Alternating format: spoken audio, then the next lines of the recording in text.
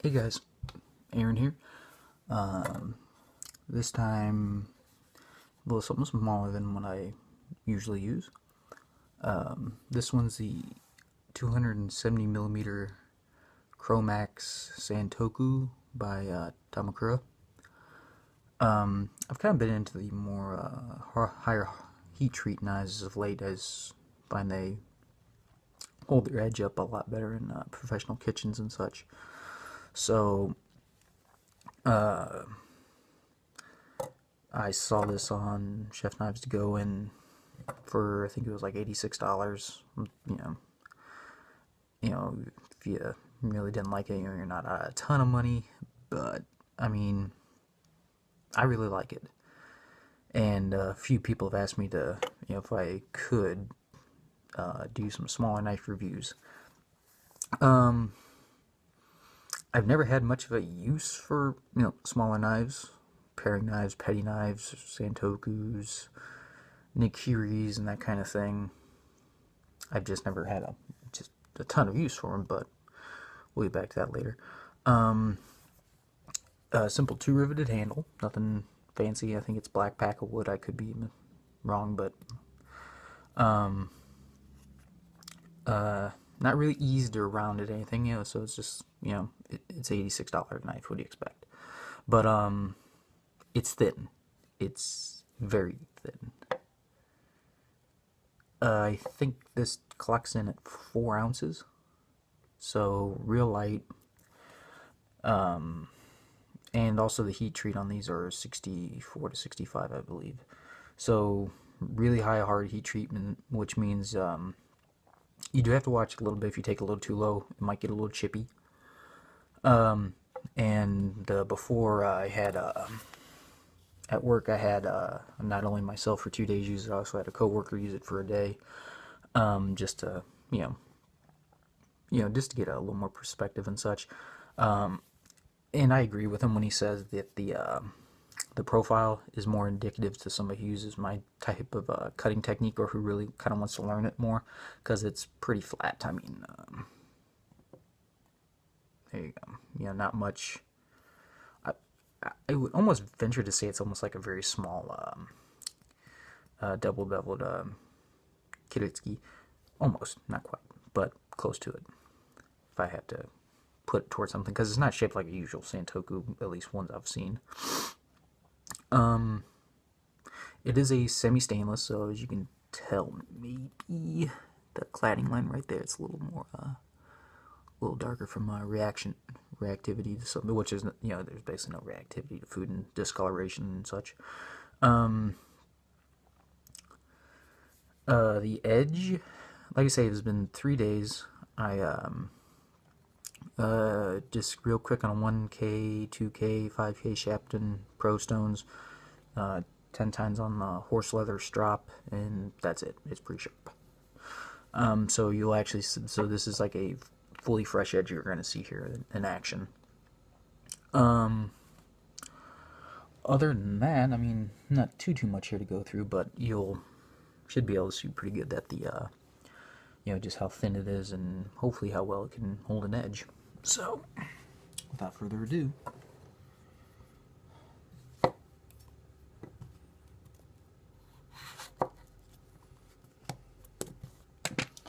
we'll do 4 tomatoes and see how well it can really hold up its edge. I will say that with this knife, we're actually going to, you guys are actually going to see pretty good about how well it can hold it, because it's going to be around really the same area of the knife I'm really going to be using, unlike a big 240 that I can move around a little bit more. But so this is we're going to try and use about the same amount of blade here, and all of it's going to have, a lot of where I'm going to be chopping is going to have board contact, so it'll degrade almost about the same rate. Alright, so let's see how we do.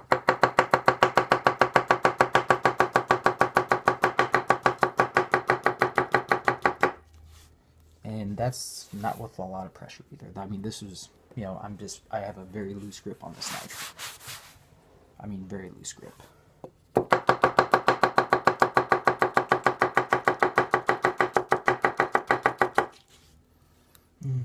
So, 2.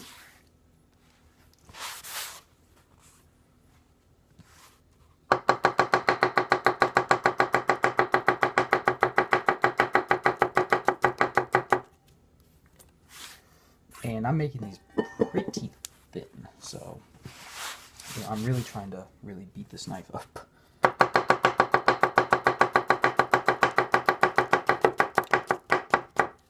Right, so pretty much 4 half tomatoes, and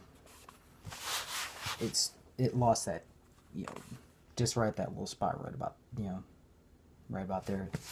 It lost its, super sharpness, for lack of a better term.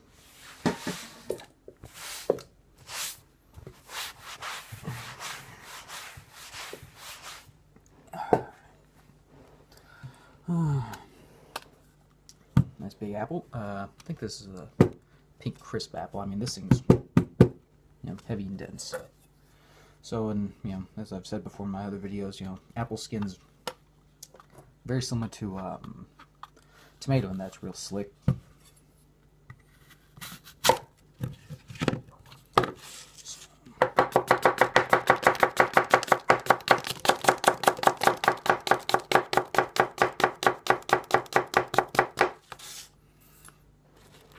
Like I say, and it's still making, nice thin slices.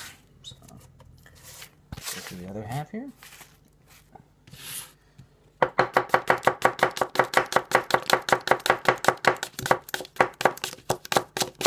It does stick a little bit. I mean, it's not a, meant to say that beforehand. There's no, this is a flat ground knife, from what I remember.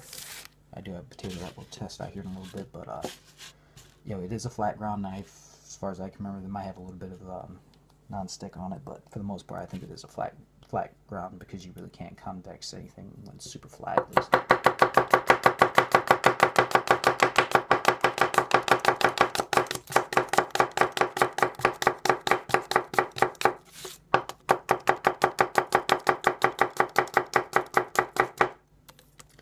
So like I say, the overall super sharpness is pretty much, gone. So it's like still probably 90% there, but just missing that, fresh off the stone sharpness test.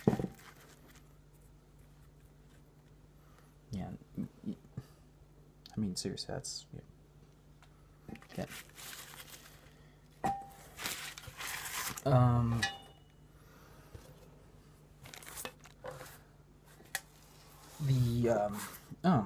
Actually, so, just real quick, clearance. You've seen me so far, this has good, and granted, I don't have big meat hooks, but it, you got enough clearance on it so you don't have to work real high out, far off the board, which I like. So, big spud.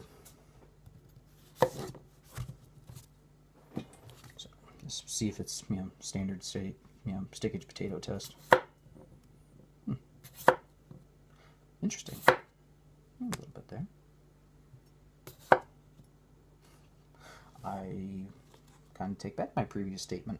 It does have a little bit of non-stick properties to it.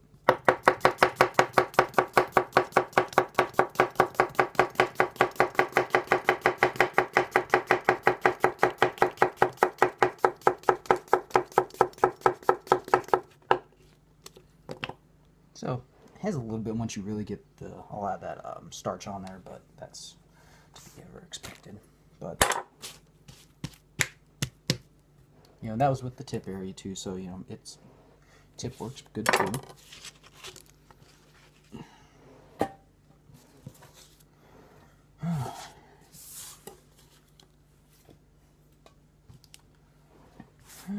And, as usual, we have to do it, since it wasn't in the last video.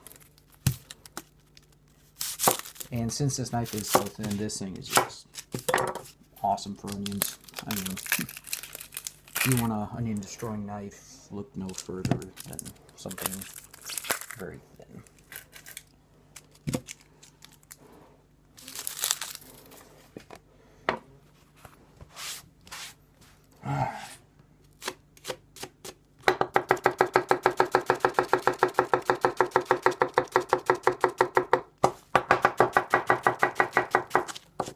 So, like I like I say, you know, this, since it is so thin, you know, it just whistles right through onion meal.